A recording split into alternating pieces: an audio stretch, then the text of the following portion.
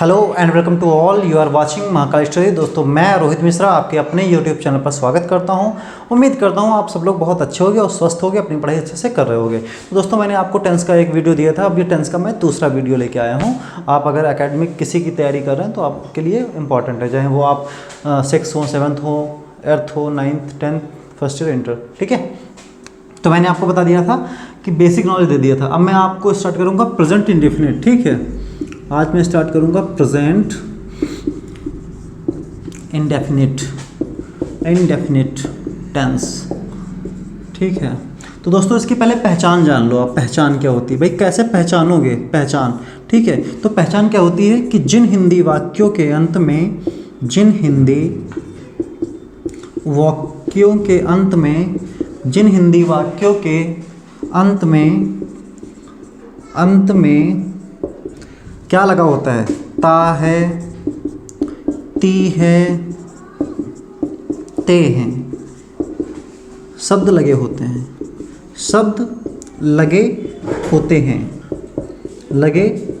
हैं।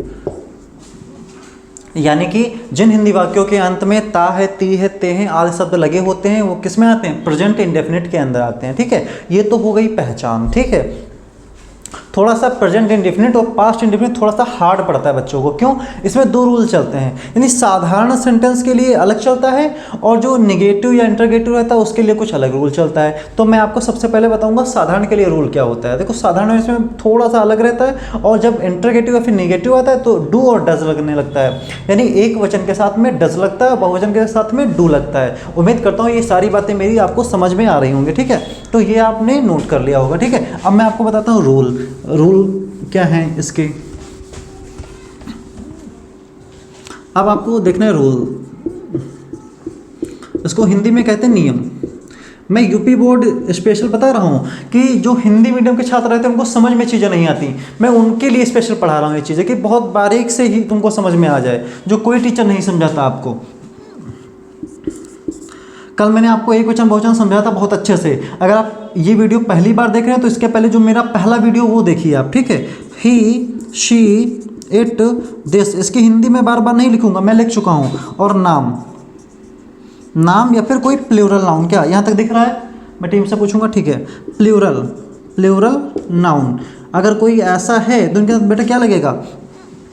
या तो एस या तो एस का प्रयोग करोगे आप, या तो एस या तो एस का प्रयोग करोगे। और हमेशा जो इंडेफिनिट रहेगा मेन वर्ब की फर्स्ट फॉर्म लेगा।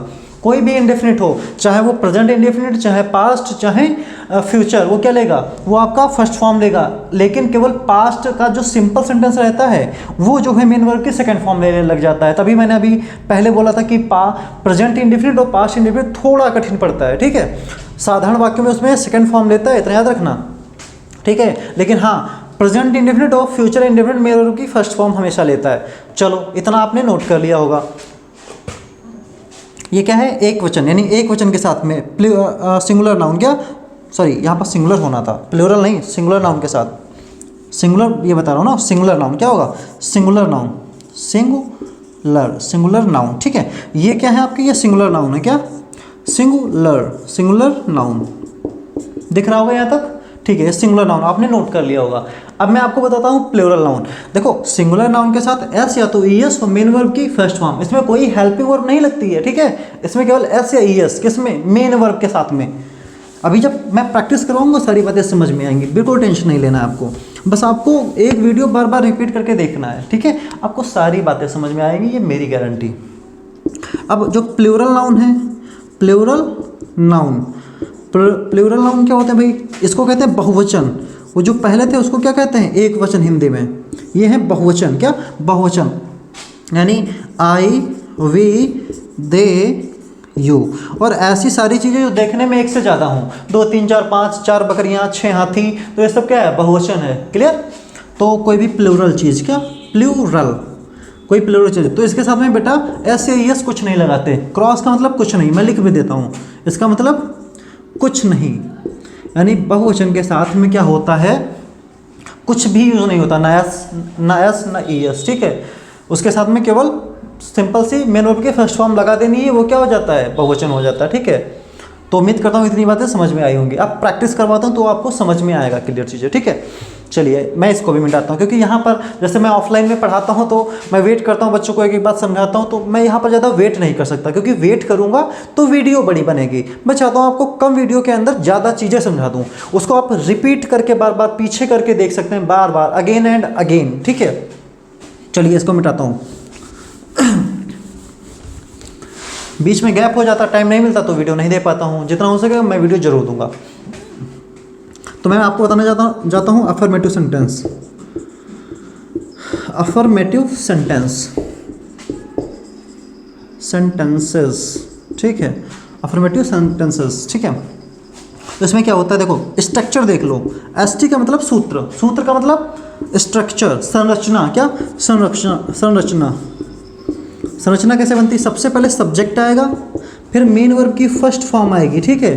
फिर अगर एस या एस लगना है, एस या तो एस लगना है तो वो लगेगा, ऑब्जेक्ट आएगा, फिर कोई अदर अगर वर्ड है तो वो ऐड करोगे। जैसे आज कल, जैसे मैं आज घर नहीं जाता हूँ ऐसा करके आया तो आज टुडे वो लास्ट में जाएगा, ठीक। कल हुआ तो बाद में जाएगा, यस्टरडे, ठीक है, फुल स्टॉप।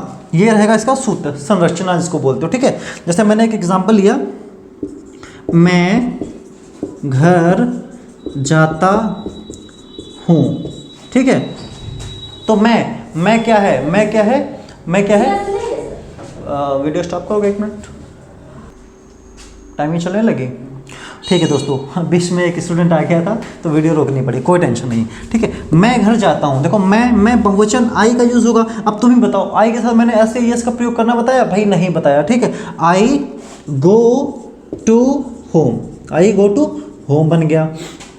देखना थोड़ा सा अगर मैं फॉल्ट कर दूं इसमें, देखना आई गो टू होम, क्योंकि ये बहुवचन था आई के साथ में, तो आई गो टू होम बन गया, ठीक है। अभी कौशल जी आपने एस या एस नहीं लगाया, भाई बहुवचन है तो नहीं लगाऊंगा, ठीक है। अभी यहाँ पर होता वह घर जाता है, देखो मैं ऊपर का मिटा रहा हूँ, देखना ये एग्जाम्पल नंबर 1 आप डाल लेना, ठीक है। एग्जाम्पल समझा रहा हूँ आपको, और ज़्यादा एग्जाम्पल नहीं देने वाला, 3-4 ही दूंगा, बस समझ जाना। मैं रूल लिखाता हूँ, समझाता हूँ, ये सूत्र पर चलना है। सब्जेक्ट, मेन वर्ब ये जाना, गो टू प्रेपोजिशन लगी, प्रेपोजिशन बताती है जगह, है ना, कि कहाँ से कहाँ पोजीशन बदल रही है, तो प्रेपोजिशन लग गई। टू होम कहाँ, घर चला गया, ऑब्जेक्ट लिख गया, इसमें अदर कोई वर्ड था नहीं। अगर मैं लिखता मैं आज घर जाता हूँ तो आई गो टू होम टुडे, तो टुडे लग जाता। Clear that? उम्मीद करता हूँ जो बातें मैं बोलूँ उनको अच्छे से समझना, ठीक है, क्योंकि मैं सारी बातें लिख नहीं सकता हूँ, कुछ बातें मैं बोलता हूँ, उनको समझने की कोशिश करना है, ठीक है। यहाँ पर मिटाता हूँ, दूसरा मैं दिखाता हूँ कि क्या अंतर है। देखना, मैंने कहा वह घर जाता है, देखना वाह घर जाता है यानी कहीं ना कहीं लड़का है, वह घर जाता है, फीलिंग आ रही मेल वाली, ठीक है। अगर ती है तो फीमेल, तो लड़की हो जाती तो शी लगता, अभी ही लगेगा।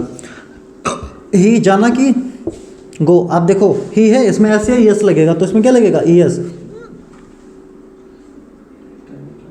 टाइमिंग चलेगी टाइमिंग, रोको, स्टार्ट करो, रोको उसको, रोको।